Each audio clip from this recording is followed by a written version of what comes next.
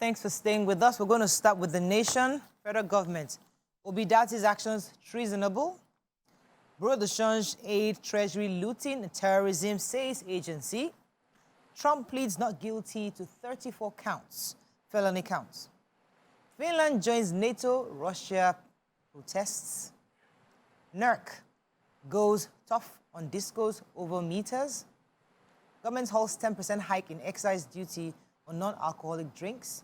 And wreck in governorship election bribe mess.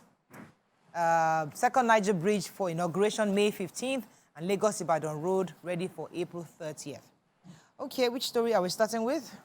So I'll start with the federal government has pulled the brakes on the proposed increase in excise duty of 10 naira per litre on non-alcoholic carbonated and sweetened beverages. I remember we talked about this a while back.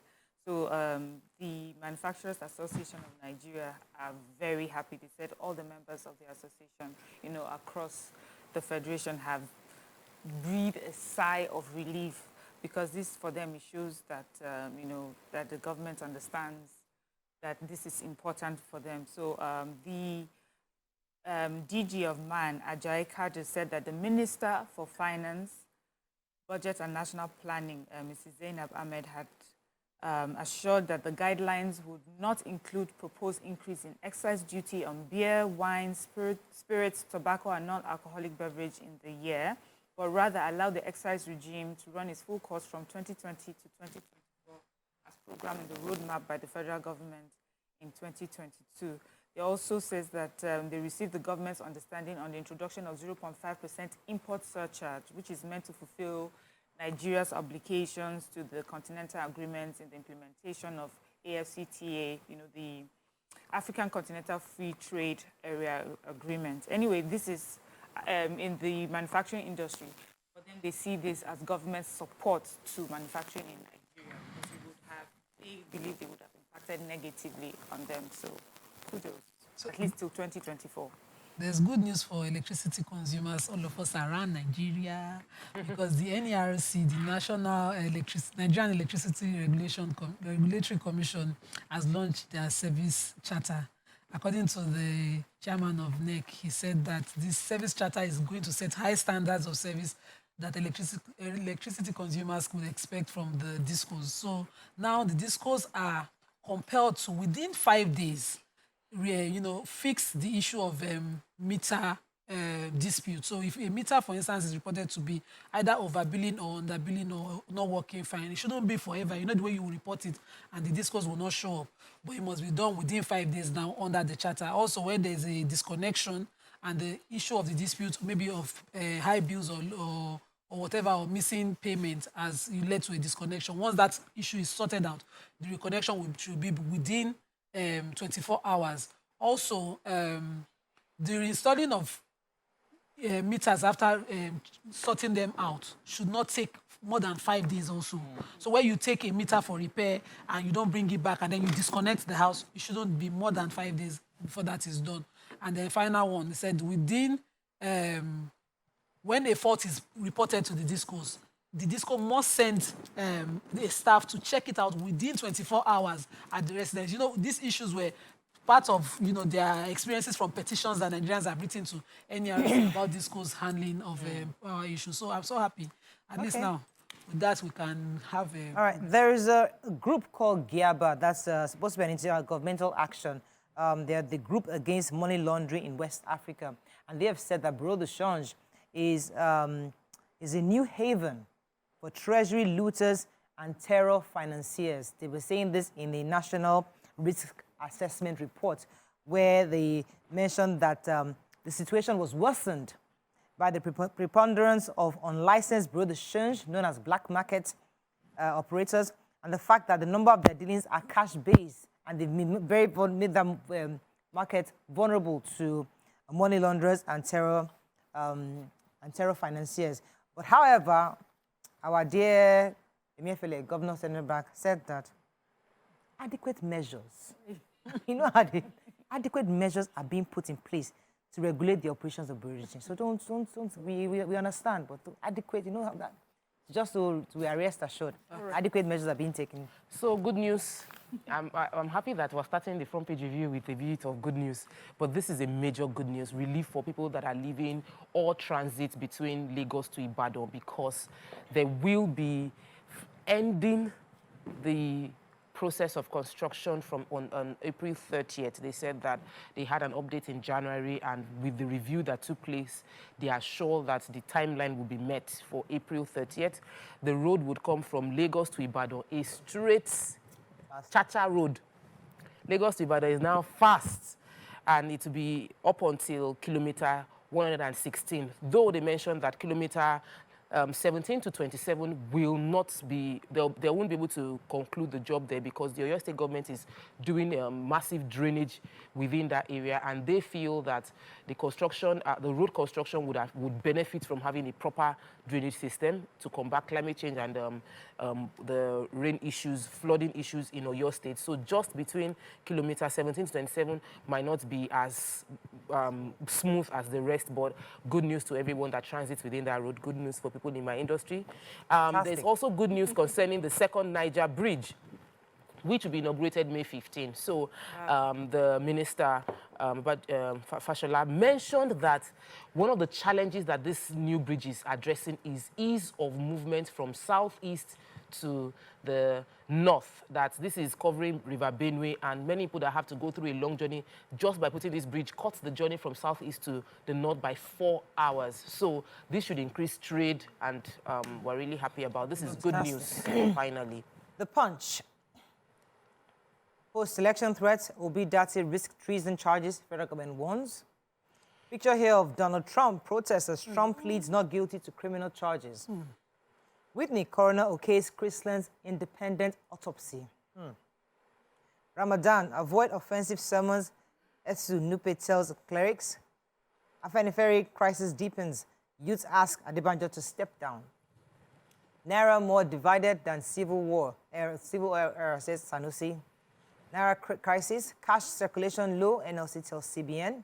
And foreign investors shown Kano Rivers, Ogun 24th states.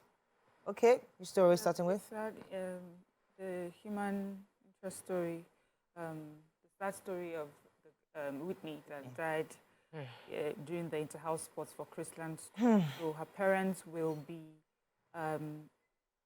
testifying before a coroner's inquest at the Ogba Magistrate Court on April 17th. But also, meanwhile, the school, that's Chrisland School, is asking that some of the samples, that they would like to also have like an independent,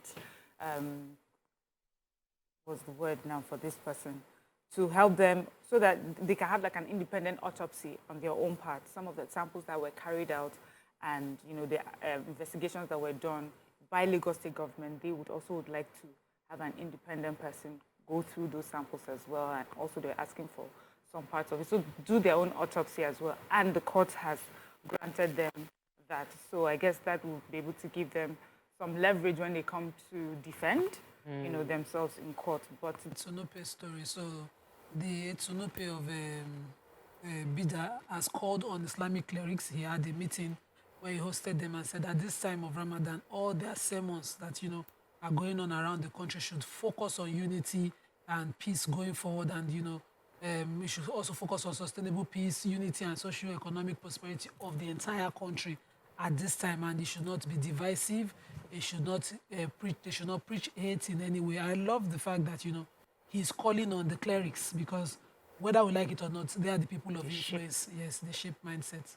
All right. So the Minister of Information, Alhaji Lai Mohammed, as Minister of Information and Culture, was in D.C.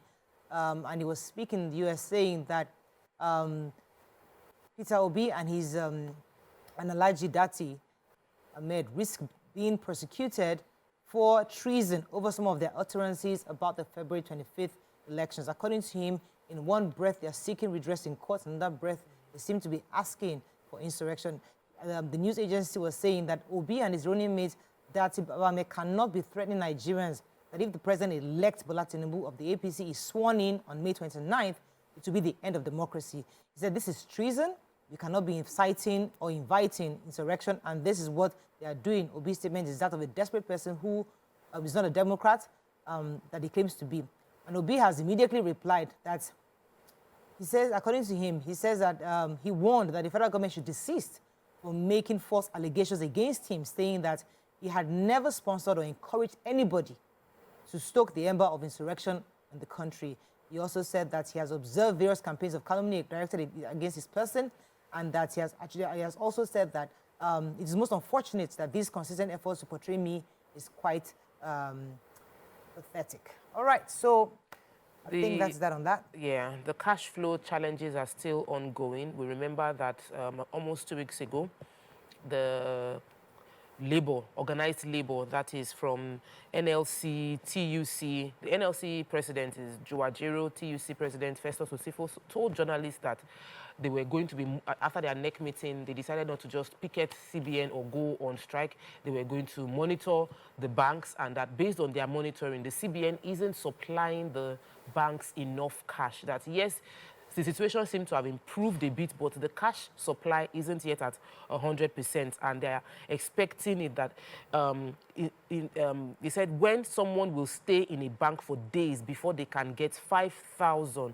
So let's give them another benefit. That's from the NLC, that they are going to watch over the next few they are giving them the 2 weeks. The 2 weeks hasn't elapsed yet. They gave a statement on Monday that based on what they've observed, there's improvement, but there's still not, cash flow isn't at 100%, and they are warning CBN to upgrade the cash flow and ensure that people have opportunity to withdraw money easily. Okay, Daily Sun. FG Obi trade words over treason allegation. 10th Senate. Southeast, South-South groups intensify campaign for Kalu and Akpabio. Election materials, we followed due process. INEC tells PDP and APC. More trouble for Nigerians as unemployment rate may hit 40.6%, says KPMG. Human Rights Commission records 22 hate speech incidences in the last elections. Jonathan, Governor Ohanese's others pay tributes to Kalu's wife. Bandits abduct 10 secondary school students in Kaduna. And Soyinka flays attack on non-indigents in Lagos. All right, story are we starting with? Okay. The National Human Rights Commission said they reported 22 incidents of hate speeches throughout these general elections. According to the project coordinator mobilizing voters for election of the National Human Rights Commission, Mr. Hilary Ogbuna, he noted that the level of human rights violations associated with this election was high. He said that in March 18, before the elections, there were several attacks across the country. There were killings, right to freedom of speech and association was violated in Ebonyi, Lagos, and right to dignity of human persons was violated in Lagos, Edo, Delta, Benue. Also, the right to participation was violated in Lagos, Oyo, Rivers, and there were 2 bomb explosions in Kaduna and Benue before the March governorship elections. He said 75 INEC facilities were attacked and 130 unknown gunmen and bandits incidents across the country. So they were just taking an inventory of how, we comported ourselves human rights-wise during the elections, and that's where the report leads. So I have the KPMG story. So KPMG did a report on Nigeria based on the difference between our unemployment rates. This is not even underemployment, unemployment rates from 2018, 2020, and 2022. And according to them, in 2018, it was 23%. 2020, it was 33%. They believe that as of 2022, it hits 37%, and by 2023, unemployment would hit 40.6%. That is too close to half of the population being unemployed. The reason they gave for this were the fact that we're not getting enough foreign direct investment into the country to enable businesses thrive and assimilate the unemployed people. They also mentioned that we are having 4 to 5 million new entrants into the job market via the school system who don't have available jobs. And based on these statistics, there would be, they said, they also feel like the challenges, the non-oil sector face a lot of challenges with the introduction of the CBN's introduction of a new Naira note. It crippled the economy to a large extent. And they expect that telecommunication, trade services, all of those would shrink even further in 2023, thereby reducing the number of people they can employ and shooting up unemployment to 40.6. worrisome. I would like the finance minister to address. I don't how they agree want that to it's just deal with foreign this. direct investment. Whenever I hear that thing, it gives me one kind. No, but we need cash But flow. as a country, we need to have an agenda of where our next line of employment will be targeted. Exactly. We saw those countries that went tech-wise, otherwise. We have the numbers. We don't even have enough. We are not using them. Even with ordinary agriculture, we cannot direct it there. Anyway, talking about worrisome stories, we have another abduction that has happened in Kaduna State. So the Kaduna State governor says it has received what it calls preliminary reports from security agencies that 10 students in Kachia local government area have been abducted. The Commissioner for Internal Security and Home Affairs confirmed this statement on Tuesday.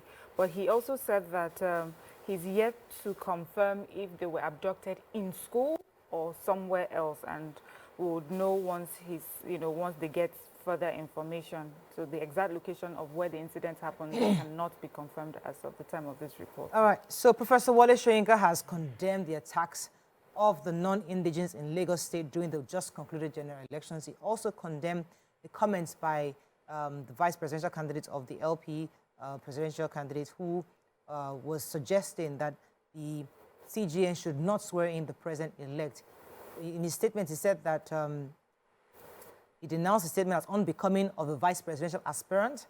He said that what I have read so far shows brings more to the fore the critical responsibility of the media in transmitting spoken and even recorded words to the public. And he said specifically, he said, my rejection of fascism is nothing new. On 3 occasions, I have been able to send messages to Peter Obi that if he lost the election, it would be his followers who lost it for him.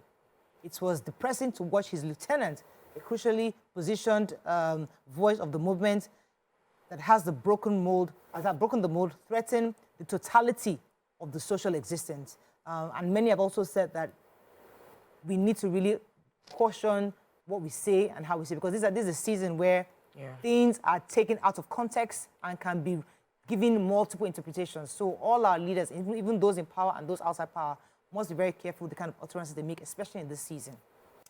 All right, moving on now to Vanguard. Subsidy removal set Nigeria on fire, says NLC. Treason, end campaign of calumny, Obi tells federal government. IPOB, hope dims over bail for detained Ezendigbo in Lagos. We have no power to track, leak phone conversations, says NCC. Sue MC Olomo if you have evidence of attack, says Force PRO. Tinubu presidency, Sanusi may return as CBN governor. Media groups tackle NBC, over 5 million naira fine against channels. Alleged treason, stop harassing people, Ayadebanjo tell federal government. Treasury looters using Forex, foreign currency exchange, to launder funds, says GIABA. Okay, so I have the Sanusi, Tinubu presidency, Sanusi may return as CBN governor. So according to this Vanguard report, they said there's a powerful lobby currently pushing the return of Sanusi Lamido as governor of the central bank. He was only able to do 1 term. I think they are due to 2 terms.